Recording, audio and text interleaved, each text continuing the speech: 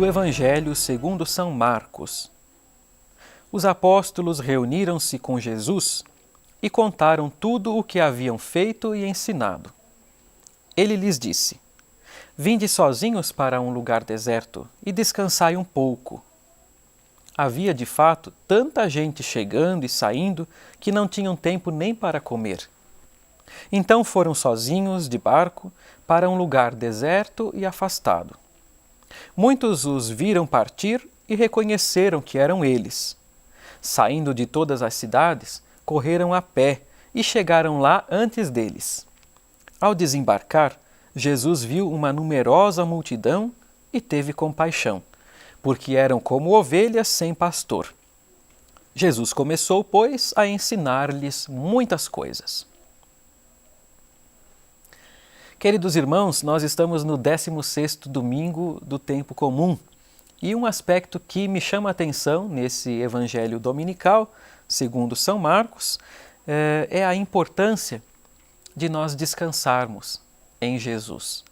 Jesus, ao acolher os discípulos que voltavam da missão, certamente quer ouvir as experiências tão ricas que eles fizeram nesse tempo de encontro com as pessoas mais fragilizadas. E para isso solicita um momento a sós com eles para descansarem, não só fisicamente, mas sobretudo mental e espiritualmente. Atitude que é fundamental para o seguidor de Jesus, sobretudo do século XXI, como é o nosso caso, nós que vivemos num contexto tão atribulado, tão corrido. Se não encontramos um momento em que nós descansamos em Jesus, nós não teremos força para prosseguir a nossa missão. Pelo contrário, nós vamos cair no ativismo, que é tão simplesmente fazermos coisas, inclusive coisas de Deus, mas totalmente esvaziadas de sentido. Bom, ao mesmo tempo que nós somos chamados a descansar em Jesus, na nossa vida de oração, de união com Deus, na nossa vida também de doação ao próximo, nós não podemos renunciar à nossa missão. Como os planos de Jesus de descansar, que nesse trecho do Evangelho foram frustrados, muitas vezes os nossos planos de descanso ou os nossos planos pessoais vão ser frustrados pela intercorrência de outros acontecimentos ou de outras urgências que a nossa missão de batizados nos exige. Então, qual é a medida certa?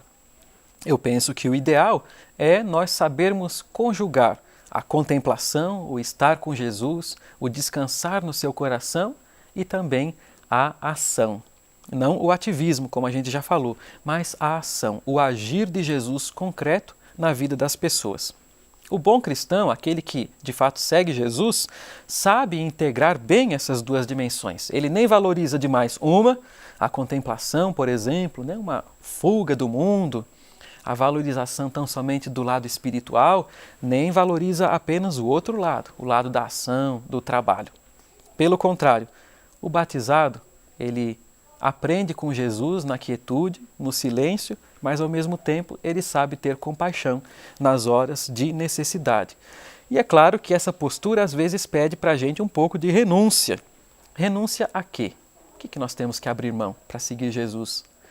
Ao nosso tempo livre, muitas vezes ao nosso descanso pessoal, muitas vezes às atividades que nós tínhamos planejadas, que às vezes seriam até muito boas, mas que às vezes tem que ceder a alguma urgência.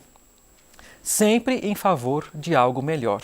Então que a gente sempre peça o discernimento, o Espírito Santo, para que nós saibamos escolher aquilo que é melhor. E a partir da proximidade com esse Jesus, nós saibamos sempre reencontrá-lo no rosto dos irmãos. Deus nos abençoe, nos guarde, nos ilumine, Ele que é Pai e Filho e Espírito Santo. Amém.